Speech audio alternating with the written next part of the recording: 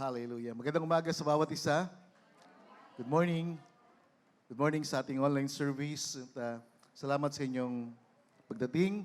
Salamat sa pagsamba natin. Ang ganda ng pagsamba natin na talagang naniniwala tayo sa Diyos at namumuhay tayo para sa Diyos. Naniniwala tayo sa Kanyang salita at ang salita niya ay nararanasan natin. Amen?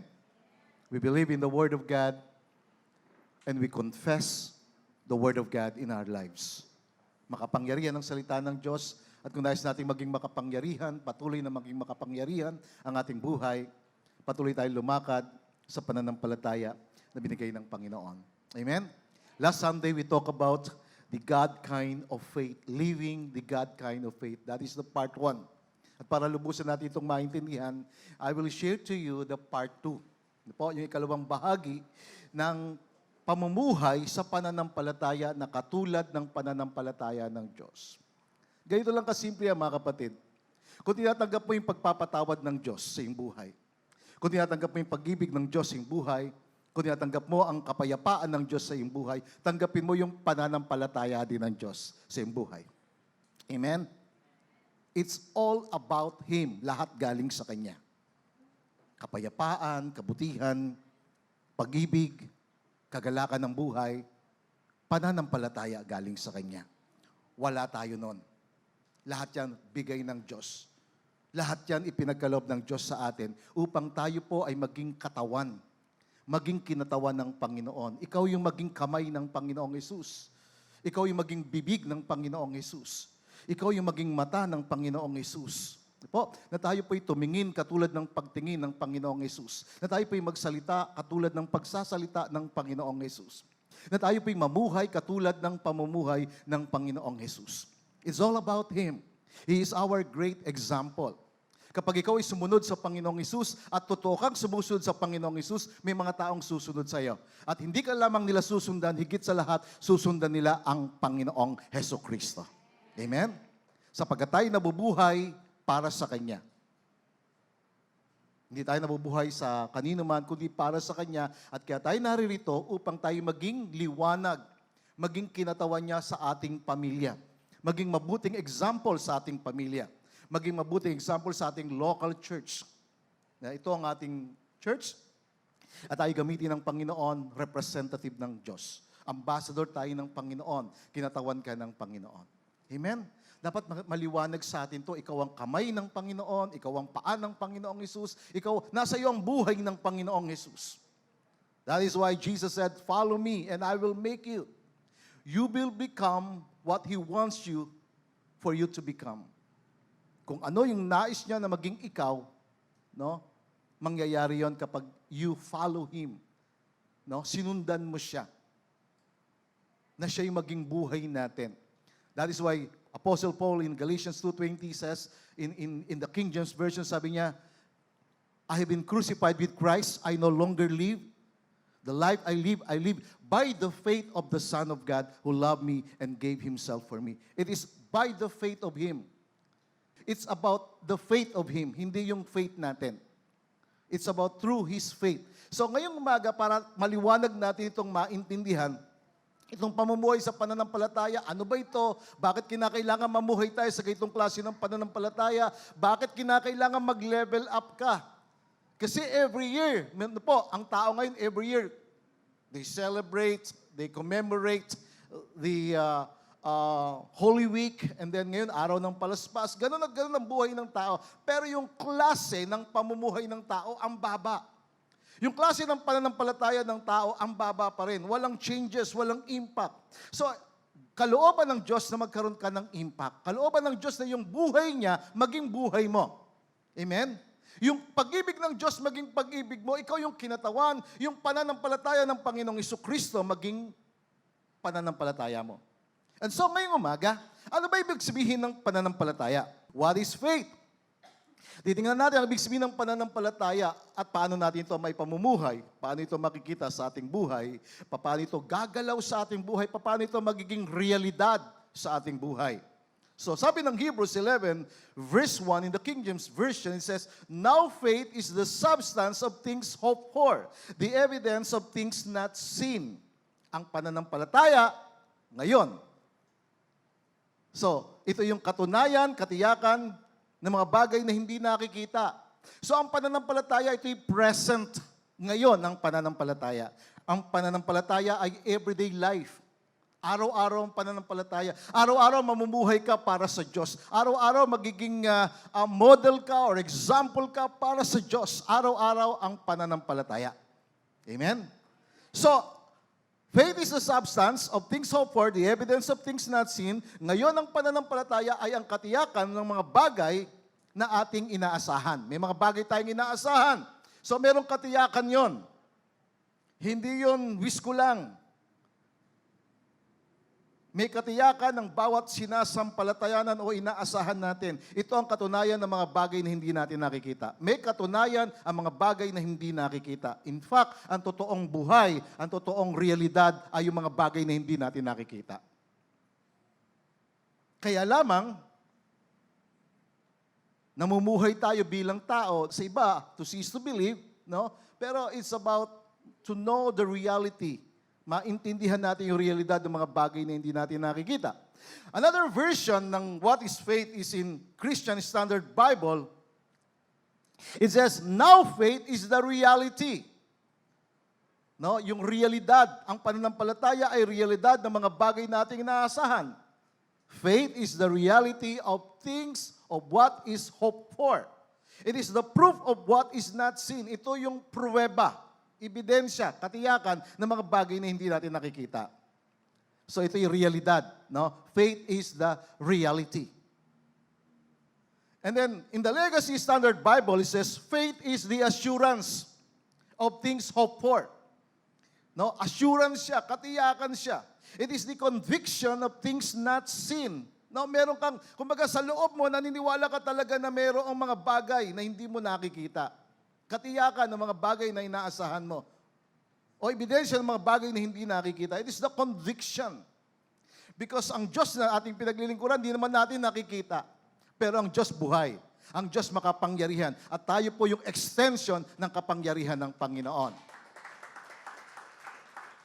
Baga, ini-extend niya sa iyo. No? Tayo yung extension ng kaharian ng Panginoon. Kaya nararanasan ng iba yung kapangyarihan ng Diyos, nararanasan ng iba yung kagalingan, nararanasan ng iba, bakit iba? Kasi nga meron silang pananampalataya. Na tumataas yung level ng kanilang pananampalataya. So merong assurance, merong katiyakan, meron itong conviction, meron itong evidence, meron itong proof. Ito yung reality ng pananampalataya. Are you with me? Okay, nasusundan natin. In the Amplified Bible, it says, now faith is the assurance. Again, inulit yung word na assurance. Another meaning for that assurance is title deed. Sabihin natin, title deed. Ano ibig sabihin ng title deed? Ito yung meron kang title, meron kang titulo, na meron kang lupa, may pag-aari ka. No? Anong titulo natin? Ito, yung Biblia. Na pwede mong panghawakan ng mga pangako ng Diyos. Maniwala ka na yung mga pangako ng Diyos ay hindi lamang ipinangako ng Diyos sa mga naunang sumampalataya sa atin. Ito'y pinangako ng Diyos sa lahat ng mga sumasampalataya sa Kanya. Bakit? Kasi ang Diyos, siya ang noon, ngayon, at magpakailan paman. So siya yung dapat nating paniwalaan. Merong title deed, merong assurance, meron itong confirmation of things hoped for. Merong confirmation ng mga bagay na inaasahan, o tinatawag na divinely guaranteed. Yung Word of God, yung sinasabi ng Panginoong Hesus, ito ay divinely guaranteed. May ginagarantihan to ng Diyos. Pag sinalita ng Diyos, sinabi ng Panginoon, maaari mong panghawakan, maaari mong paniwalaan, maaari mong ipamuhay. Paniwalaan sa iyong buhay. Anumang bagay na ipinangako ng Diyos sa iyo, yun ay kung meron kang pinanghahawakan na pangako ng Diyos. Kasi po pwedeng nakikipangako ka lang o nakikihawa ka lang ng pangako pero hindi personal sa iyo. That is why you must personalize it. Ano ibig sabihin? Talagang aangkinin mo, aariin mo. No? Naniniwala ka. Bakit? Kasi kasama ka sa mga anak ng Diyos. At walang anak ng Diyos na hindi niya pamamanahan. Lahat ng mga anak ng Diyos may pamana. Okay? Merong inheritance. Kaya nga yung prayer natin, I pray that the God of our Lord Jesus Christ, the Father of glory, may give to you the spirit of wisdom and revelation in the knowledge of Him, that the eyes of your understanding, yung liwanag ng iyong pagkaunawa, yung mata ng iyong pagkaunawa, maliwanagan, that you may know what is the hope of His calling. Maintindihan mo, maranasan mo. Lubusang maliwanagan ka doon sa pagkatawag ng Diyos sa iyo. Lubusang maintindihan mo na meron kang inheritance. What are the exceeding greatness? Or what are the glory of His inheritance? And what is the exceeding greatness of His power? For us to believe. So, merong divinely guarantee. No, divinely guaranteed ito. It is the evidence of things not seen. Ebidensya ng mga bagay na hindi nakikita. The conviction of reality. Faith comprehends as fact what cannot be experienced by the physical senses. No? Kumbaga yung ating pong physical senses, yung lima yon, smelling, tasting, seeing, hearing, touching, no? Kumbaga nilalampasan nito yung pananampalataya. Kumbaga ito ino-overcome ng pananampalataya na hindi nararanasan ng physical senses natin. It's about faith. In order for us to experience the things of God, the power of God, no, lalampas yun doon sa 5 senses natin. No, sinasabi nga nung iba, 6 sense natin yung pananampalataya.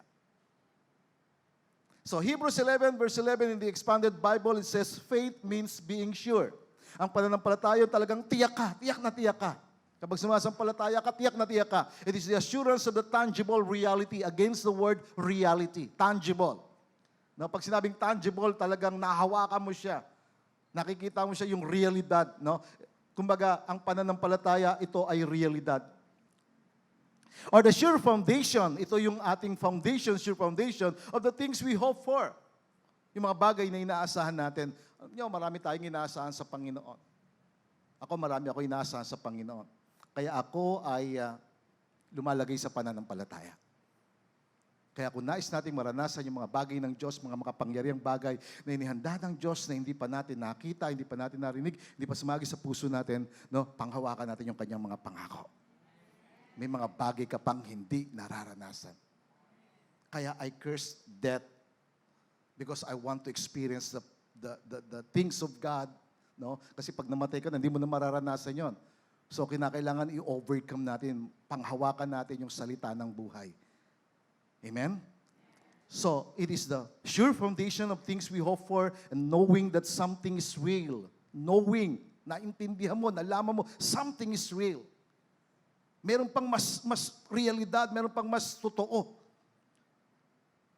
Higit pa doon sa nararanasan mo, higit pa doon sa sitwasyon mo, meron pang mas higit na totoo. At dahil ng Diyos na maranasan mo yan. Something is real even if we do not see it. Na totoo ang isang bagay kahit hindi mo ito nakikita ng iyong physical eyes. It is the conviction, the assurance, the evidence about things not seen. Ganda ng mga another version ng pagpapaliwanag tungkol sa pananampalataya. And I pray that these different translations na po magkaroon ng pagkaunawa sa atin ng better idea, no, kung ano ang ibig sabihin ng pananampalataya. Si Kenneth Hagin, isang leading voice in the faith movement, ay nagsabi ng ganito, sabi niya, faith is the hand that takes the invisible things of God and brings them into manifestation in the physical realm. So yung pananampalataya daw, sabi niya, ay kamay na kinukuha yung mga bagay ng Diyos at ito'y nagkakaroon ng manifestation. Gaya ng sinabi natin noong January, no, nagkaroon tayo tinatawag na declaration ng Ephesians 1 verse 3 that God has blessed us with all the spiritual blessings in the heavenly places in Christ. Kaya kinukuha natin yon sa pamagitan ng kamay ng pananampalataya, ng mata ng pananampalataya, at atin tong dinideklara sa ating buhay. So, it is the hand that takes the invisible things of God, na kinukuha natin yung mga bagay ng Diyos, at ito ay dinadala natin na nagkaroon ng manifestation sa ating physical world, sa ating physical life. Katulad ng healing. Ang healing hindi mo nakikita. Pero kung may sakit ka, no, hindi natin dinidinay ang sakit. Hindi natin, kumbaga, naniniwala tayo sinasabi ng doktor, naniniwala tayo na merong mga diagnosis, may mga symptoms ng sakit, pero yung kapangyarihan nun, yun ang kinakalaban natin. Yung authority ng demonyo, kasi ang demonyo may authority rin. Very organized sila na nag-aasik ng sakit, ng karamdaman, nag-aasik siya ng kasamaan sa buhay ng tao. At tayo bilang mga kinatawan, no, tayo po na pinagkalooban ng authority bilang mga anak ng Diyos ng kapangyarihan, ito ilalabanan natin sa pamagitan ng pananampalataya. Kaya nga ko everyday talagang sinusuot ko yung pananampalataya. Nilalagay ko yung katotohanan sa aking buhay, yung katuwiran, yung pananampalataya, no? Faith will quench all the fiery darts of the enemy. Sinusupok ng pananampalataya, tinatalo ng pananampalataya lahat ng mga nagliliyab na palaso ng kaaway. And that is why faith is needed every day. It is an everyday life. Every day dapat kang sasampalataya. Every day dapat kang mamumuhay ayon sa pananampalataya na pinagkaloob sa iyo ng Panginoon. So, ito pa yung mga different definitions of faith. It says, faith is like the eye that sees beyond the natural and receive things from the supernatural. Ang pananampalataya, according dito sa kanyang sinabi, ay isang mata na tumitingin doon sa mga supernatural. It is an eye that sees beyond the natural. Nananiwala ka na beyond the natural, merong supernatural God, able to do exceedingly abundantly above all that we ask or think. Makapangyarihan ng Diyos, kaya nga kinakailangan natin ng pananampalataya. Mamuhay sa pananampalataya. Another words or definition, it says, faith is taking a promise of God. Kinukuha mo yung pangako ng Panginoon. Kaya mga kapatid, bilang mga anak ng Diyos, no, lagi kayo nagbabasa ng Biblia. Ako lagi ko sinasabihan magbasa ng Biblia. Kaya lang, paulit-ulit. Pero yung iba, paulit-ulit din na hindi nakikinig. Pagkasabi sa katabi mo, makinig ka naman at sumunod. Amen? Ang halaga ng Biblia. Ang tindi ng Biblia. Ikaw na lang ang problema. Purihin ang Panginoon na dapat tayo magbasa ng kanyang salita. Faith is taking a promise of God and confessing it with full confidence. Kinukuha mo yung pangako ng Diyos at talaga namang kino-confess mo ito na mayroong buong pagkakatiwala na ito'y magkaroon ng realidad sa iyong buhay. Magkaroon ito ng kaganapan sa iyong buhay. Amen? Na kapag naniwala ka na ang Panginoong Hesus, kinuha niya ng sakit natin, dinala niya sa krus, by His stripes you are healed, talagang panghawakan mo yon. At ito'y na-confirm sa New Testament pa, sa 1 Peter chapter 2, verse 24. Na sinabi doon ni Peter na talagang kinuha yung sakit mo, that we should not live in sin, but live in righteousness. Bakit kailangan mamuhay ka sa righteousness? Kasi ang entry point ng sakit, ng karamdaman, hindi naman lahat, no? Pero mostly ay sa pamagitan ng kasalanan. Ang pasok ng sakit at karamdaman, minsan sa kapabayaan natin. Minsan sa kinakain. At kinakailangan natin po talaga ng matinding pagdidisiplina ng ating sarili. No? Talagang panghawakan natin yung pangako ng Panginoon. So another definition, another words, it says, faith is receiving a promise. No? Ang pananampalataya ay yung pagkuha mo, pagtanggap mo ng mga pangako ng Diyos. Mga kapatid, wala akong may papangako sa inyo, pero ang Diyos maraming pangako sa iyo na dapat mong panghawakan at paniwalaan. Amen? Faith is receiving a promise from God without seeing any visible evidence of it. Para bang, hindi mo naman nakikita, pero dapat mong paniwalaan. Dapat mo siyang panghawakan. So faith is receiving the things of God. Ang pananampalataya ay pagtanggap, no, ng mga bagay ng Diyos. Mga kapatid, kahit hindi kayo magsulat, hingi kayo kay Jonas ng notes, bibigyan niya kaya. Kasi mas maganda na nakafocus kaya. No? Mas maganda yon. Kasi mas mananamnam nyo kung ano yung napapakinggan natin. Kasi napakaganda nito. Faith is receiving the things of God purely upon what His Word says. So ang pananampalataya ay pagtanggap ng mga bagay ng Diyos, no, ayon lamang sa nakasulat sa Biblia. Pag hindi nakasulat sa Biblia na yung pinaniwalaan, sinasabi yung pangako ng Diyos, hindi mangyayari yan kasi hindi naman nakasulat sa Biblia. Mga kapatid, hindi tayo lumalampas sa Biblia. Okay? Hindi tayo nagdadagdag at hindi tayo nagbabawas sa salita ng Diyos. Ito lang sapat na sa atin. Napakaraming pangako ng Diyos dito sa atin na talagang purely na sinasabi ng Panginoon. It is not based on physical evidence, because if you could physically see it, then the entire need for faith would become obsolete and unnecessary. Hindi siya based doon sa physical evidence. Kaya nga ang pananampalataya, ito yung pruweba, evidence sa mga bagay na hindi natin nakikita. At nagkakaroon ito ng kaganapan at kapangyarihan sa ating buhay. So faith is believing, paniniwala sa salita ng Diyos regardless. Take note of the word regardless. Regardless of your situation. Regardless of your circumstances. Regardless of your problem. Okay? Naniniwala tayo sa doktor, naniniwala tayo sa sinasabi ng doktor, pero again, the Word of God is the final authority sa ating buhay. Amen.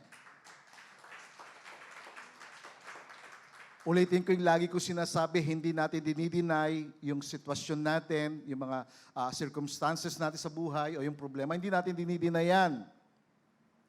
But faith means that you deny the work of evil upon your life. Dinideny mo yung kapangyarihan ng dyablo. Dinideny mo yung kanyang kagustuhan na saktan ka. Kasi ang gusto ng dyablo, manakit. He came to steal, to kill, and to destroy. Yun ang kanyang purpose. At ginagamit niya ang sakit at karamdaman, ginagamit niya yung sitwasyon sa iyong buhay, sinagamit niya yung mga circumstances sa iyong buhay, yung mga problema sa iyong buhay para saktan ka, para pahirapan ka, para ikaw naman magiging malungkot ka, madidepress ka, at mawawalan ka na ng pananalig sa Diyos. Tandaan natin mga kapatid, hindi natin dinideny ang realidad ng sakit, ng kahirapan. May kahirapan, may sakit. Merong kakulangan sa buhay natin. Pero ang ating nire-reject, yung kapangyarihan ng dyablo. Kasi nagbibigay siya ng kapangyarihan doon sa sakit, nagbibigay siya ng kapangyarihan doon sa kahirapan para manatili ka sa kahirapan ng buhay. Para ikaw naman, kumbaga parang ito na yung norm ng buhay mo, ito ka na, hanggang dito ka na lang. Hindi ganoon ang nais ng Diyos sa iyo. Ang nais ng Diyos sa iyo talagang umangat ka. Ang nais ng Diyos sa iyo, gumanda ang buhay mo. Kasi ang buhay sa Diyos, paganda ng paganda ng paganda. Ang buhay sa Diyos, pabuti ng pabuti ng pabuti. Ang kailangan lang ikaw. Pakisabi mo sa katabi mo, ang kailangan lang ikaw. Sabi mo sa kanya, maging totoo ka. Kasi pag hindi, buti nga. Mahirap yung buti nga. Di ba? Huwag natin sabihin niya, don't say something that will hurt people. What I'm saying is this, kumbaga maging totoo tayo sa sarili natin. Kasi the devil will say, buti nga sa'yo. Kasi lumayo ka sa Diyos. Always remember that God has always the final say and authority in our life. Amen? Lagi nating tandaan na ang Diyos lagi ang mayroong final say, final word, mayroong authority sa iyong buhay. Amen? Palakpakan natin ang Panginoon. So, in-explain natin ang ibig sabihin ng pananampalataya at mga definitions ng faith. Na po? At again, tandaan natin, ang faith currency ng langit yan. Ibig sabihin, para gumalaw ang langit sa iyo, para gumalaw ang kamay ng Diyos sa iyo, kinakailangan yung pananampalataya mo. Amen? Kailangan yung pananampalataya na katulad sa Diyos, yun ang titingnan natin. Proceed tayo uli sa ating text na gusto kong ito ay ma-develop sa atin. Ano po? Mahukay sa ating buhay, mapalalim sa ating buhay, magkaroon ng matibay, malalim na pundasyon sa atin ang pananampalataya. Kasi ang Biblia ay tumutukoy sa pananampalataya, magmula Genesis hanggang Revelation, pananampalataya yan. At ang Diyos laging nagturo tungkol sa pananampalataya. Kaya magtataka ka, may propeta siyang kinausap, di ba? Sino yung propeta ni David? Sino siya? Kung nagbabasa kayo ng Bible? Ha? Samuel. Si Samuel, kinausap ng Panginoon siya. Kung sino yung pipiliin na magiging susunod na hari ng Israel. So pumunta si Samuel, kinausap siya ng Panginoon. Magtataka ka kung kung talagang nireveal sa kanya ng Panginoon kung sino yung susunod ng propeta, bakit kinakailangan isa-isahin niya pa? Magmula sa panganay. At tinanong niya pa si Jesse, sabi niya, meron ka pa bang anak? Na medyo nainis na siya, meron ka pa bang anak? Sabi niya, meron pang isa. Hindi tayo kakain, hindi tayo upo hanggat hindi siya dumarating. So ano ang point doon? Ang point doon, kumbaga, kahit na propeta siya, may mga portion na hindi nire-reveal ng Diyos sa kanya para patuloy pa rin siyang sasampalataya sa Panginoon. Naintindihan niyo ako? Sa buhay natin, kahit na alam mo na ang salita ng Diyos, kahit na alam mo na ang kalooban ng Panginoon, kinakailangang lalakad ka sa pananampalataya. Alam ng Israel ng Jericho babagsak. Alam nila, sinabi na ng Diyos yun eh. Di ba? Pero bakit kinakailangan pang umikot sila ng 7 beses? Ano ibig sabihin nun? Ano point ng Diyos? Ang point ng Diyos, kinakailangan lumakad kayo sa pananampalataya. Kinakailangan makarinig kayo sa Diyos. Kinakailangan marinig niyo yung boses ng Diyos at sasabihin ng Diyos sa inyo kung anong dapat niyong gawin. The same with us, even today, that we need to have this faith. And that is why Jesus said in Mark 11, verse 22, He said this word in the New King James Version, Jesus answered and said to them, have faith in God. Ito yung nakasulat, have faith in God. And we talk about that last Sunday na ang original words dyan sa Greek, and of course yung other translations dyan ay nagsasabi na have the faith of God. Magkaroon ka ng pananampalatayang katulad sa Diyos. Yung original version niya in Greek, it means have the faith of God or have the God kind of faith. Magkaroon ka ng pananampalatayang katulad sa Diyos. Kaya sinasabi natin kanina, kung tinanggap mo yung pagpapatawad ng Diyos, kung tinanggap mo yung pag-ibig ng Diyos sa iyong buhay, tanggapin mo rin yung pananampalataya ng Diyos sa iyong buhay. Na lumakad ka rin sa pananampalataya ng Diyos sa iyong buhay. Kaya nga nung nagkasala ko, tinuro ko yung pag-ibig ng Diyos. Kasi kapag ang pag-ibig ng Diyos ang nasa iyong buhay, magtatagal ang pamilya. Kasi pag-ibig na ng Diyos yun eh.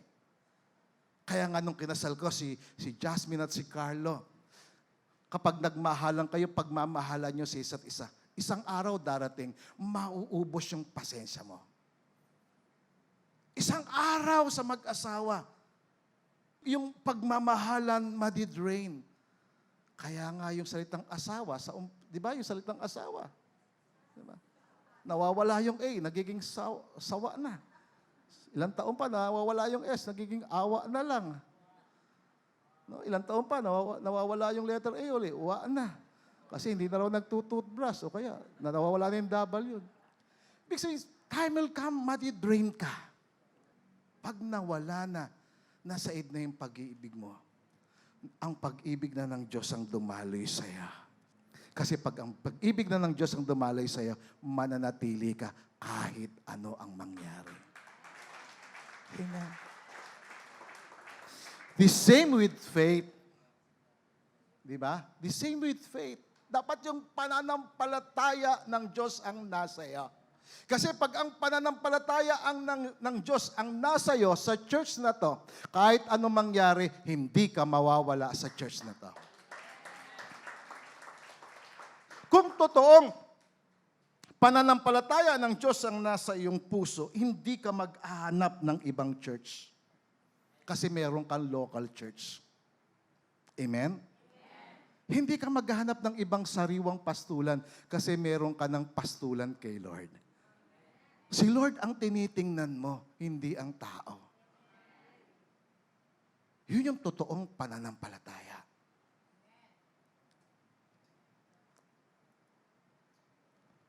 Amen. So in reality, Jesus is saying, have the faith of God.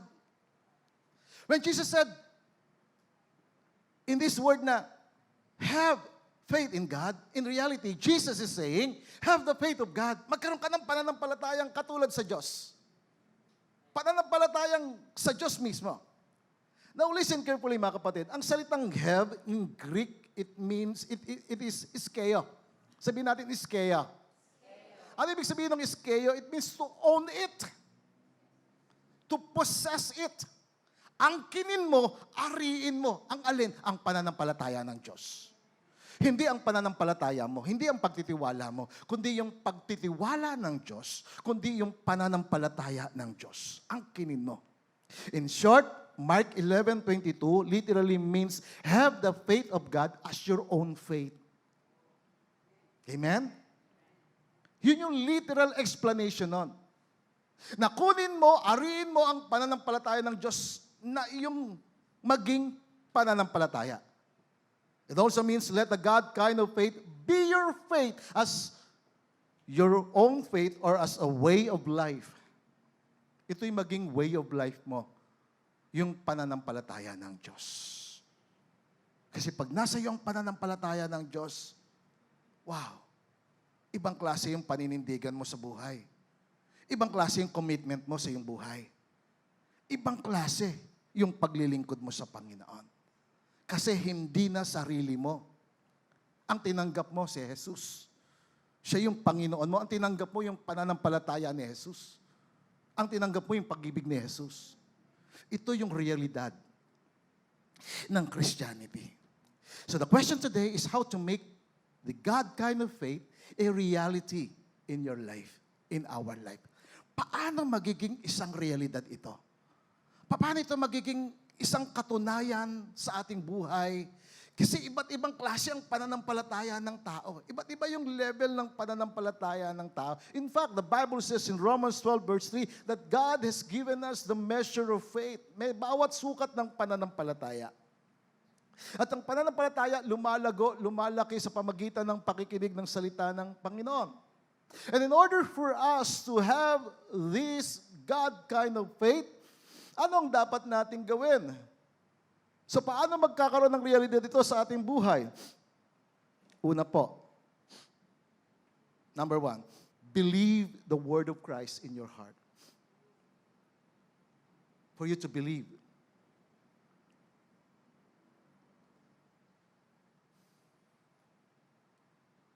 You must believe first in the word of Christ. The word of Christ is the word of God. When you believe in the word of Christ, His word will become your word. Pag naniwala ka kay Kristo, sumampalataya ka kay Kristo, yung buhay ni Kristo magiging buhay mo. Yung salita ni Kristo magiging salita mo. Magiging bahagi ito ng iyong buhay. And therefore, ano man yung sabihin mo, ito yung magiging paninindigan mo sa iyong buhay dahil meron kang pinaniniwalaan. Believe the word of Christ. Mark 11 verse 23, sabi ng Panginoong Hesus, assuredly, Jesus said, for assuredly I say to you, whoever says to this mountain, be removed and be cast into the sea, and does not doubt in his heart but believes. Sabi niya, sino man ang sumampalataya, sino man ang maniwala sa kanyang sinabi, tungkol sa bundok. Again, that mountain is figurative word na maaring ito ay mga imposibleng bagay sa ating buhay. But Jesus is telling us that we should not doubt. Sabi niyan, whoever says to this mountain, be removed and be cast into the sea, and does not doubt. Ang sino man magsabi sa bundok na ito ng problema, sa bundok na ito ng sakit, sa bundok na ito na imposible sa kanyang buhay, na hindi siya nag-alinlangan, kundi naniwala. So yung bundok na yon, imposibleng bagay sa ating buhay, no? Paniwalaan natin na matanggal sa ating buhay. We must obey the word of Jesus. Na tayo magsalita doon sa mga imposibleng bagay sa ating buhay, na sabihin natin na ito ay matanggal, maalis. That mountain could be your sickness. Yung mountain na yan ay maaring maging karamdaman sa iyong buhay o kahirapan sa iyong buhay. O yung mountain na yun could be your unproductivity in life or unfruitfulness in life. You must speak to your impossible situation. Sabihin mo, kinakailangang maniwala ka, hindi ka mag-alinlangan. Kinakailangang sumpain mo ito sa iyong buhay. Hindi natin sinusumpaan tao. No? Ang sumpain natin yung sakit at karamdaman. Kaya bakit sinabi ni Jesus yung Mark 11:23? Kasi merong Mark 11 verse 14. Na nagsalita siya doon sa puno, na yung sinabi niyang puno na yan, mula ngayon, wala nang kakain ng bunga mo. Bakit? Kasi lumapit siya doon sa puno na yun at wala siyang nakitang bunga. Ano sinumpa ng Panginoong Hesus? Sinumpa niya yung ugat ng kawalan ng pagbubunga. Sinumpa niya yung puno na hindi nagbubunga. And again, pinapunta niya doon sa Mark 11:23 na sinabi niya, ang sino man sa inyo, sino man, kahit na sino, na magsasabi na ang bundok na ito, no, sinabi niya, ang bundok na ito ay matapon sa dagat at hindi nag-aalinlangan sa kanyang puso, kundi naniniwala. So, Jesus has instructed us to command, to speak to our mountains, to your impossible situation to be removed and be cast into the sea. Jesus is saying you must have the faith of God to make it a reality. Ikaw mismo, ang kinakausap dito ng Panginoong Jesucristo, yung sumasampalataya. Kung sumasampalataya ka sa Kanya, siya ang Panginoon mo, ikaw yung Kanyang kinakausap. Now, listen carefully. Tingnan natin yung salitang doubt. Ano ba ibig sabihin ng word na doubt? The word doubt in Greek is diakrino. Diakrino. Na ang ibig sabihin, to separate or to disconnect. Kapag ang isang tao pala nag-alinlangan, nagduda, siniseparate niya, nilalayo niya yung sarili niya. Humihiwalay siya. Kaya kapag isang tao nagkaroon ng tinatawag na alinlangan, lumalayo siya doon sa source ng kapangyarihan, doon sa pinagmumulan ng kapangyarihan. So ano yung mga natural causes ng doubt? Tingnan natin. Unang-unang natural cause niya ay yung crisis. Yung crisis sa buhay natin. Unexpected crisis comes in all shapes and sizes. It could be personal. May iba nakaranas ng personal na crisis sa kanyang buhay, na dahil sa crisis na yon, nawala na siya ng paniniwala sa Diyos. Yung iba nakaranas ng family crisis, nagkahiwalay-hiwalay na sila, no? Yung iba ay career, no? Yung iba sa kanilang kabuhayan. At kapag pinag-uusapan yung kabuhayan, wala ka ng trabaho, wala ka ng pinagkakakitaan, wala ka ng kakainin, yung iba nangyayari, sinisisi na ang Diyos. Pero ito yung causes, one of the causes ng doubt. At tandaan natin mga kapatid, ang doubt o yung pag-aalinlangan, isang klase ito ng espiritu na nagdadala ng krisis sa buhay ng tao. Pangalawa, kaya lang, dapat natin muna tandaan, regardless of the sizes of the crisis, you can overcome the spirit of doubt by believing in Christ's words. Tandaan natin yan. Ma-overcome yan sa pamagitan ng paniniwala doon sa sinabi ni Kristo. Pangalawa, yung self, yung sarili natin. Lack of self-confidence. Sometimes, it is due to our poor self-esteem. O yung pagtitiwala sa sarili na may iba na nakakulong na sila doon sa kanilang pag-aalinlangan kasi masyadong mababa ang tingin sa kanyang sarili. Kaya nag-aalinlangan siya. Nangyayari yan. Kaya yung iba nagiging negative, nega na sila kasi yung kanilang self-esteem ay mababa. Kaya ang salita ng Diyos ang nag-aangat ng pagkatao, ng personalidad ng isang tao sa pamagitan ng paniniwala sa salita ni Kristo. Pangatlo ay yung tinatawag na takot, yung fear. Fear creates doubt. Pero maaari mong ma-overcome yung fear sa pamagitan ng pananampalataya. kay Kristo. Mga kapatid, ito yung mga dahilan. Maraming dahilan. Kaya ang isang tao nag-aalinlangan na nagse-separate ng kanilang sarili, na nagdi-disconnect ng kanilang sarili. Pero ito yung major. 3 bagay na dahilan kung bakit mayroong mga taong talagang totally separated, disconnected. So, paano ma-overcome itong doubts na ito? Jesus said, believe. Yun lang sinabi niya, believe. Huwag kang mag-alinlangan, maniwala ka. Nung sinabi niya doon sa isang tatay na may sakit ang kanyang anak, do not fear, only believe. Maniwala ka lang. Mga kapatid, ang salitang believe, it is very powerful. When Jesus said, believe in your heart, He is talking about the real person. Ang kinakausap niya, yung totoong ikaw. Pag sinabi ni Jesus sa iyo, maniwala ka sa aking mga pangako, ang kinakausap niya yung iyong inner life, yung iyong inner being, yung spirit, yung real you, the inner person, the hidden person of the heart, ikaw, yung kalooban mo mismo, yung kanyang kinakausap na sumampalataya ka sa kanya. Kasi ang talagang dapat sumampalataya ay yung espiritu mo, hindi yung isip. Hindi yung laman na puso, kundi yung espiritu mo ang sasampalataya na hindi ka mag-aalinlangan na itong mga imposibleng sitwasyon sa iyong buhay ay ma-remove, maitapon sa dagat. Yan ang sinabi ng Panginoong Hesus. Whoever says and believes. Now, the word believe in Greek is pisio, meaning to have faith and to entrust oneself. Alam naman natin yan. But in other words, ang ibig sabihin talaga ng word na believe, it means to connect yourself. Ayan. To connect yourself to God. To connect yourself to the people of faith. Kaya yun ang pagkakaiba ng doubt at ng believe.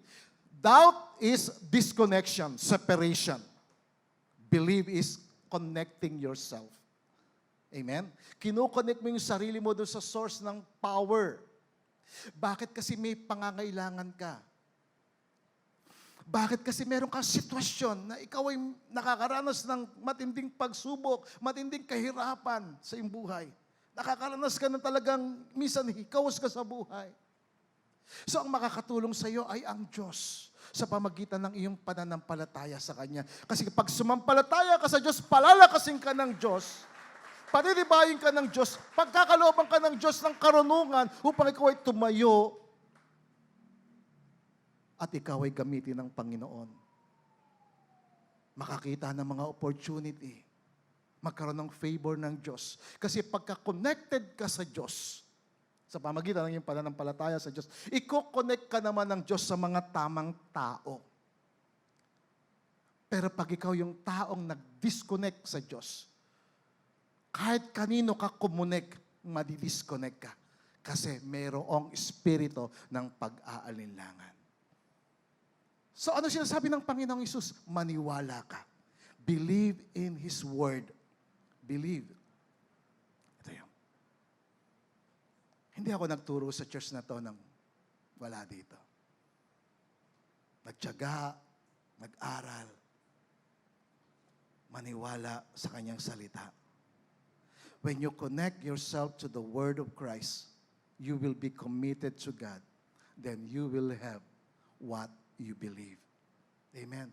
Mararanasan mo ang Kanyang kapangyarihan sa iyong buhay.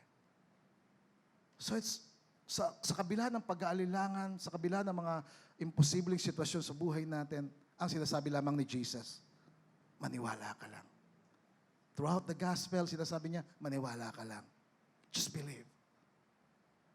Just believe. When you believe, you are connecting yourself to God.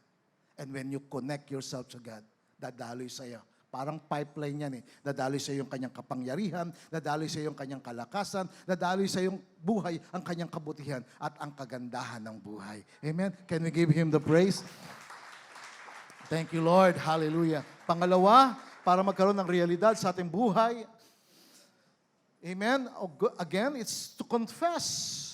confess the word of Christ with your mouth. It says in Mark 11:23, Jesus said, I say to you, whoever says but believes that those things he says will be done, he will have whatever he says. Take note of that. 3 beses binanggit yung ano man ang kanya sinabi. Whoever says but believes that those things he says will be done, he will have whatever he says. It's about to confess the word of Christ.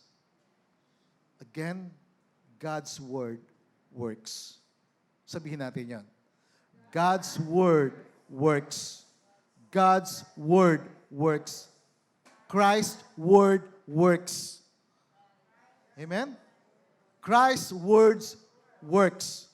Ang salita ni Kristo, gumagawa, gumagalaw, kumikilos.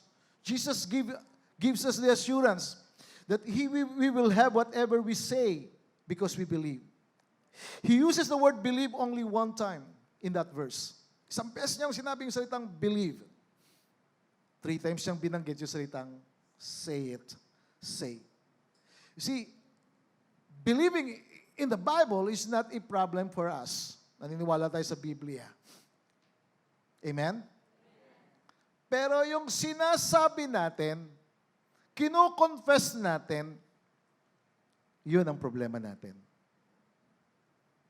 Saying what Jesus says, or what the Bible says about our situation, or circumstances sa ating buhay or problem, ito yung nagiging major issue. Kaya pagka nagkaroon tayo ng sakit, punta kagad tayo sa doktor. Again, naniniwala tayo sa doktor. Pero, tandaan natin, mga kapatid, as a believer, connect muna tayo sa Diyos. Amen? We connect to the doctors, we connect to the hospitals, pero laging connect muna tayo sa Diyos. Angkinin muna natin yung pangako ng Diyos. Sabihin muna natin sa ating buhay ang pangako ng Diyos. You see, think about it, mga kapatid. Why would Jesus put so much emphasis on the word say? Bakit ang Panginoong Hesus nag-emphasize siya, talagang merong diin sa kanya yung salitang sabihin or say it na 3 beses nangyari? Bakit gano'n na lamang kanyang sinasabi? You see, the real issue kasi tayong mga Kristiyano, tayong mga mananampalataya, most of us, naniniwala lang tayo for the sake of believing, pero hindi natin kino-confess. Nandun lang tayo sa first line of evidence, yung believing the word of Christ. It is one thing to believe, it is another thing to confess. Naintindihan nyo ng Panginoon. Kasi, alam nyo ang dahilan? Kasi yung katawan natin, yung kaisipan natin, yung buhay natin, used na tayo doon sa ating physical life. Sa ating sensual life.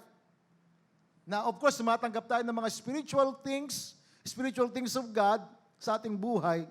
But most of the time, we do not confess them. Are you with me? Tinatanggap natin ang salita ng Diyos. Pagkatapos, yun lang, walang confession sa buhay natin. Sa verse na to, Mark 11:23, isang beses lang sinabi ni Jesus yung word na believe. Maniwala ka lang doon sa kaibuturan ng iyong puso. Sa loob mo, sa iyong spirito, maniwala ka lang. And then sabihin mo na, sabihin mo na, sabihin mo na.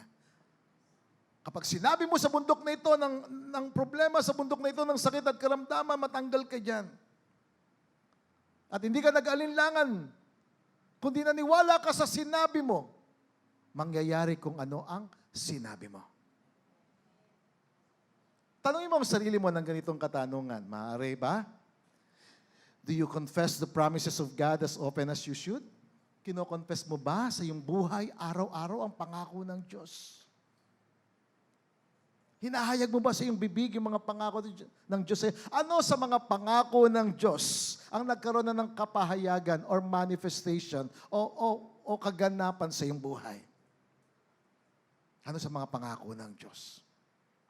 Mga kapatid, kaya ganito ka-intense yung aking pagsasalita. Kasi naranasan ko na. Sinabi ko, hindi ako mamamatay. Mabubuhay ako. Pinanghawakan ko yung sinabi ng Panginoon. Psalm 118, verse 17. I will not die. I curse death in my life. And I will live to declare the works of the Lord. Maniniwala ako. At hindi lang ako maniniwala, i-confess ko. Sasabihin ko. Sapagkat merong kapangyarihan sa confession. You shall decree or declare a thing according to Job. And it will happen to you. Mangyayari sa'yo. Pagka naniwala ka na ng buong-buo salita ni Kristo, yung salita ni Kristo, yun na yung magiging salita mo. Bakit? Kasi sumusunod ka kay Kristo. Si Kristo na ang iyong buhay. Ang pagmamahal na ni Kristo ang iyong pagmamahal. Ikaw na yung kinatawan ni Kristo. Bakit? Kasi katawan ka ni Kristo. At ang salita ni Kristo, ito na yung salita mo, embedded na sa buhay mo yung kanyang salita na kahit natutulog ka, lalabas sa iyong bibig. So, ilan sa mga pangako ng Diyos ang nagkaroon na ng manifestation sa buhay natin o ng kaganapan? Ilan doon? Nangyari na ba sa iyo yung Philippians 4:19 that my God will supply all my needs according to His riches in glory with Christ Jesus? Kanino nangyayari ito? Nangyayari ito sa mga talagang faithful na nagmamahal sa Diyos, sumusuporta sa Kanya. Ako, ang dami ko naranasang himala, mga katugunan, mga pangako ng Diyos. Bakit? Hindi lang ako naniwala, sinasabi ko. Confess the word of Christ with your mouth. Saying what Jesus said, believing what Jesus said, and saying what Jesus said. Kasi yung salita niya na nasa iyong buhay, na pinaniniwalaan mo, yun na yung magiging salita mo. You will believe what you say, and you will say what you believe in your mouth. The word is near in your mouth, heart and mouth. Believing in the heart, confession of the mouth. Amen?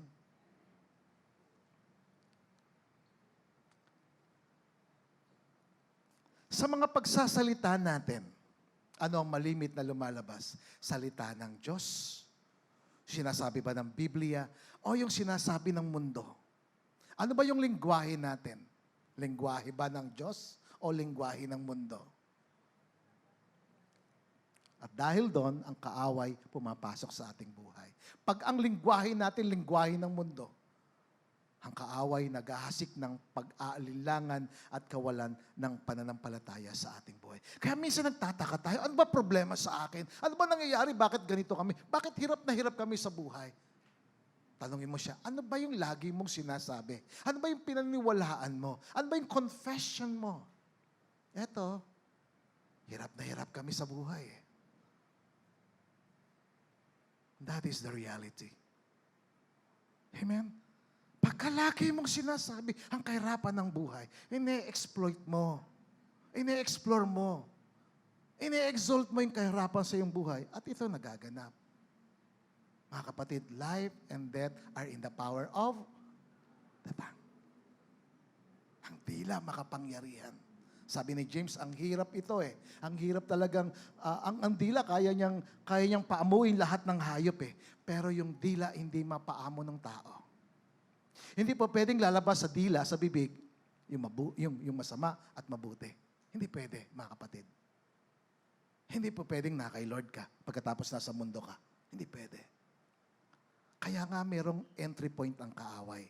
Kaya nga merong Kristiyano, matagal lang naglilingkod sa Diyos. Tatanungin mo siya, kamusta ka na? Ano nangyari sa'yo? Hindi maka-take off. Hindi natin dinideny, hindi natin binabaliwala ang problema. May problema. Pero bakit nananaig ang problema? Bakit mas malaki ang problema sa atin kaysa sa Diyos? Bakit mas malaki sa atin ang sakit at karamdaman kaysa doon sa nagpapagaling? Ano nangyari? Kasi nga yung confession natin. Naniniwala tayo, kaya lang nagtapos lang tayo sa paniniwala. Ang God kind of faith ay believing in what you are saying and then saying, confessing, declaring what you believe. Pinapaniwalaan mo yung sinasabi mo, sinasabi mo ang pinaniniwalaan mo. Ang salita ba ng Diyos nasa labi natin, nasa bibig ba natin? Tanungin natin ang isang tao, anong pinapanood ng isang tao araw-araw? How much time they spend in front of the television or the internet? The answer will give you an idea of a defeated life. Pag mas marami kang oras sa TV, sa internet, kesa sa salita ng Diyos, alam na natin ang realidad ng buhay. Anong klase ng musika ang ating pinakikinggan? What kind of music do you listen to? Ito yung reality. Ang music ng mundo, ito yung nagiging junk sa ating buhay, sa ating bibig, at malimit sa ating mga cellphone. No? Mga kapatid, Christianity is called the Great Confession. Tandaan natin yan. Ang Kristyanismo ay pagpapahayag, pagko-confess. Sabi ng Hebrews chapter 4 verse 14, inasmuch then as we have a great high priest who has already ascended and passed through the heavens, Jesus, the Son of God, let us hold fast our confession of faith in Him. Christianity is about confession. Amen? May nanggugulo eh. Ginugulo tayo sa confession natin. You see, Christianity is about confession. Let us hold fast our confession of faith in Him. Hebrews 10:23 in the Amplified Bible, let us seize and hold tightly the confession of our hope. Ating angkinin, ating panghawakan, yung kapahayagan o yung pagpapahayag ng ating pag-asa without wavering, for He who promised is reliable and trustworthy and faithful to His word. Amen? Christianity is about confession. Our problem, pagka may simba, may Sunday service, no? Nag-church tayo. Pero pagka Monday, Tuesday, Wednesday, Thursday, iba na ang laban natin. Ano kino-confess natin? Kaya nga nangyayari, merong defeat, may pagkatalo. Kaya minsan pagdating ng Sunday, hirap na pumunta sa church, no? Parang ano nangyari? Parang binugbog na 10 demonyo, no? Hindi dapat ganoon, mga kapatid. We are more than conquerors through Him who loved us. Amen.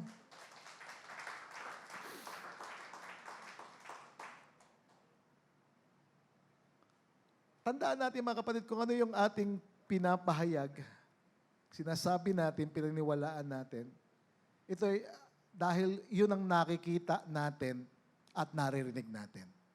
Ano ba yung malimit mong nakikita? Ano yung malimit mong naririnig? Kasi ito yung entry point sa atin eh. Ang nakikita natin at naririnig natin. Tanungin mo ang sarili mo ng itong tanong. First, what are you looking at most of the time? Ano yung tinitingnan mo sa lahat ng pagkakataon, sa lahat ng oras? Sino tinitingnan mo sa lahat ng oras? Ang Biblia ba? Ang Panginoon ba? O ang television, ang mundo? O ang ibang tao? Pangalawa, what do you listen to most of the time? Ano ang palagi mong pinakikinggan sa lahat ng oras? Bawat pinanonood at pinakikinggan natin, related ba sa salita ng Diyos o related sa mga bagay ng mundo? Pastor, nagtatrabaho ako eh. Okay yun, nagtatrabaho ka. Ako din nagtatrabaho eh. Kaya nga sa church na to, nagtatrabaho ako, pero ang isip ko nasa Panginoon. Kaya mas lalo akong aware sa trabaho ko.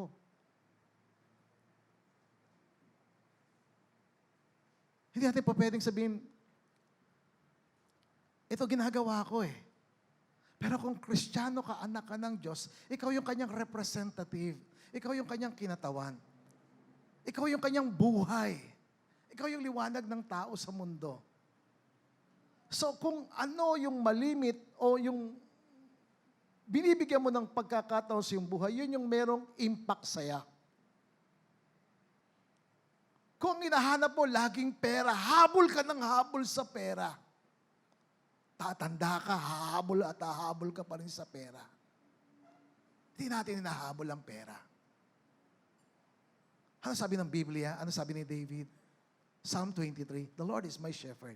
I shall not be in want. He makes me to lie down in green pastures. He leads me beside still waters.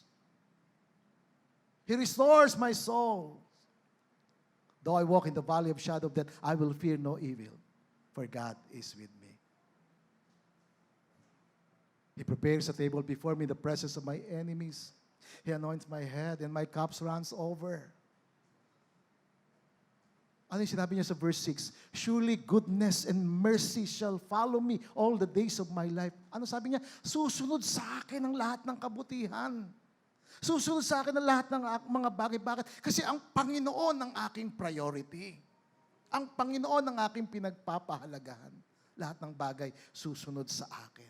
Mga kapatid, habol ka ng habol ng pera. Kahit na tumanda ka, hahabol ka sa pera. Pag ang hinabol mo ang Panginoon, inuuna mo ang Panginoon, Matthew 6:33, kapag inuuna mo siya at ang kanyang paghahari, ang lahat ng bagay idadagdag sa iyo. Lagi ba natin itong kino-confess? Lagi ba natin itong sinasabi? Opo, Pastor, pinaniniwalaan namin yan eh. Tinatanggap namin yan eh. Kaya lang na-stuck lang doon sa believing na wala na doon sa confession, sa saying. Christianity is about believing what you say because you believe in the word of Christ. You will say it. You will say what you believe. Sasabihin mo. Amen? Ito yung God kind of faith. Ang Diyos, naniniwala sa kanyang sinasabi, sinabi niya yon. Ang Panginoong Isus, naniniwala siya sa kanyang sinasabi, sinabi niya. Kaya lagi niya sinasabi sa gospel, laging maniwala kayo. Maniwala kayo. Kaya lang hindi lamang dapat sa paniwala, sabihin mo yung pinaniwalaan mo. Kaya yung babaeng inaagasan ng dugo, sabi niya, mahipo ko lang ang laylayan ng damit ni Jesus, gagaling ako. Nasa isipan niya, gagaling ako. Bakit? Kasi pagod na siya sa 12 taon ng kahirapan. Pagod na siya sa 12 taon ng kanyang sakit at karamdaman. Pagod na siya. Gusto niya namang mamuhay ng normal. Kailangan mapagod ka, mamuhi ka sa sakit at karamdaman. Kamuhian mo ang sakit. Layuan mo ang sakit. Maniwala ka sa Diyos, sabihin mo ang kagalingan sa iyong buhay at gagaling ka ayon sa iyong sinabi. Kaya sinabi ng centurion, sabi niya, sabihin mo lang ang salita, gagaling na ang aking alipin. Makapangyarihan ang kanyang salita. Hindi lamang po yan nakasulat. Forever, the word of God is settled in heaven. That is why we need to continuously see and hear the word of God daily. We need the word of God to frame our lives. Kailangan natin yung salita ng Diyos na ito ang magtatag ng ating buhay. Ito'y magporma, maghubog ng ating buhay. Gaya ng sinasabi ng Hebrews 11, verse 3, by faith we understand that the worlds were framed by the Word of God. Ang mundo na itatag, ang mundo hinubog ng salita ng Panginoon. Kung ang mundo natin na itatag, hinubog ng salita ng Diyos, dapat ang mga nakatira sa mundong ito, hinuhubog ng salita ng Panginoon. Namumuhay salita ng Panginoon, kino-confess ang salita ng Panginoon. Amen? Purihin ang Panginoon. Palakpakan natin ang Diyos. Mga kapatid, yan ang nais ng Panginoon sa atin. Kaya isang beses lang sinabi ni Jesus sa Mark 11:23 ang salitang believe. 3 beses niyang sinabi yung salitang sabihin mo. Say it. Kapag pinahayag natin yon, no, nagiging realidad sa ating buhay yan. Of course, hindi siya madali. Hindi madali. Minsan na nagme-memorize ka eh. Pero tandaan nyo mga kapatid, ang sikreto para mawala ka doon sa pagkakalimot. Alam nyo nangyari sa akin. No? Sikreto ko lang ito pero sasabihin ko na sa inyo. Nakaranas ako ng pagiging makakalimutin. Nakalimutan ko na nga yung may asawa pala ako. Nakalimutan ko may pamilya pala. Nakalimutan ko yon. Minsan nagulat ako. Nakalimutan ko talaga. At ito ang sakit ng mga taong dumarating sa 50. Pagka nasa mga 40s pataas ka na, nagiging makakalimutin ka na. At ang gamot sa pagiging makakalimutin ay ang pagsasanay ng iyong isipan sa pagme-memorize. Memorize the promises of God. I-memorize mo, i-claim mo, i-personalize mo sa iyong buhay ang salita ng Panginoon. Maging bahagi ito ng iyong buhay. Totoo yun, mga kapatid. No? Kaya nga minsan may mga nakakalimutan akong pangalan. Alam ko yung mukha pero nakakalimutan ko yung pangalan. At naalala ko lang kapag ako ay talagang sinasanay ko yung aking isipan. You see, the God kind of faith works by taking a promise of God from the Bible in context, personalizing it, believing it in our spirit, and speaking it out through our mouth and confessing it until it manifests and becomes a reality in our life. Hanggang sa magkaroon ito ng realidad o magkaroon ito ng reality sa ating buhay. Take the promise of God. Angkinin mo. I-personalize mo ito sa iyong buhay. Paniwalaan mo. Sabihin mo lagi. Confess it. Continuously, consistently na i-confess mo ang salita ng Panginoon. Hindi yung nakikinig ka lang, pagkatapos wala na. Naniwala ka, oo, naniwala ka for the sake of believing. But for the sake of saying, hindi mo na siya ginawa. There must be a saying of the word. There must be a confession of the word. It is a process, mga kapatid. Proseso to. Na i-build up mo yung sarili mo sa salita ng Panginoon. Itatag mo ang sarili mo sa salita ng Panginoon. Hebrews 4 verse 12. We are closing right now. Sabi diyan, the Word of God is living. Ang salita ng Diyos buhay. Active ang salita ng Diyos. Full of power. When you use the Word of God, the enemy is no match sa iyo. Walang magagawa ang kaaway sa iyo. Hindi madali, mga kapatid, hindi madali. Walang madali sa mundong ito. Lahat ito pinapractice. Lahat ito ginagawa. Pero bakit sinabi ng Panginoong Hesus na lagi nating sabihin? Kasi tayo po bilang mga tao, alam nyo, tayo ay namumuhay bilang tao. Lumaki tayo sa isang pamilya na iba't ibang ating pong background. Iba't ibang upbringing natin. And most of us, nauhubog ang buhay natin sa mga bagay na naririnig natin. Yung iba kaya natututong magmura kasi nakakarinig siya nagmumura. Yung iba bakit nega siya kasi puro nega yung nasa kaharap niya, kasama niya. Negative yung thoughts, negative yung confession. Puro negative words yung lumalabas sa bibig. Kaya may mga taong lumaki, no, talagang may mga sinabi pa nga, pinanganak ito sa sama ng loob, kaya tingnan mo itsura niya. Di ba may ganun eh. Kasi nga sinasabi nila, tayo bilang mga tao, nahulma tayo sa salita ng tao. Pero hindi ka totoong tao. Ikaw ay totoong espiritu. The real you is spirit. At ang spirit natin dapat ito hinuhubog ng salita ng Panginoon. Kaya kapag ang Panginoong Hesus nangungusap sa kanyang salita, nangungusap siya sa puso ng tao, sa kaibuturan ng puso ng tao. Kaya sabi niya sa mga Fariseyo, sabi niya itong mga taong ito, ginagalang lang nila ako ng kanilang bibig. Nagsisimba sila, nagdarasal sila. Pero ang kanilang puso, yung kaibuturan ng kanilang puso, malayo sa akin. Ano mahalaga sa Diyos? Ang mahalaga sa Diyos yung kaibuturan ng iyong puso. Ang Diyos hindi tumitingin sa panlabas na anyo. Tinitingnan niya yung laman ng iyong puso. Sino pinaniniwalaan ng iyong puso? Sino pinaniniwalaan ng iyong espiritu? Ang Diyos ba o ang mundo? That is why the Bible is saying to us, the Bible is the Word of God, the Bible is active, the Bible is living, the Bible is powerful. Let the Word of God. Alam niyo, lagi ko itong iniiyak eh. Lagi ko itong iniiyak, dinadalangin. Pero mahirap yung nag-iisa ka lang. Kaya nga, sinishare ko sa inyo. Kung nais natin ng matagumpay na pamilya, masayang pamilya, pinagpalang pamilya, hubogin natin ang pamilya natin sa salita ng Diyos. Buong puso tayong maniwala sa salita ng Panginoon. At makikita natin ang kapangyarihan nun sa ating buhay. Kaya sabi diyan, the Word of God is living and active and full of power, making it operative, energizing, and effective. That is the Word of God. It is sharper than any two-edged sword, penetrating as far as the division of the soul and spirit. It is the completeness of a person. Ang salita ng Diyos talagang tumatago sa puso ng tao. As long as tinatanggap ng tao ang salita ng Panginoon. And of both joints and marrow, the deepest parts of our nature, exposing and judging the very thoughts and intentions of the heart, yun yung impact ng Word of God. Dapat mong paniwalaan. Magkaroon ng kaganapan sa iyong buhay. Amen. Makapangyarihan to, mga kapatid.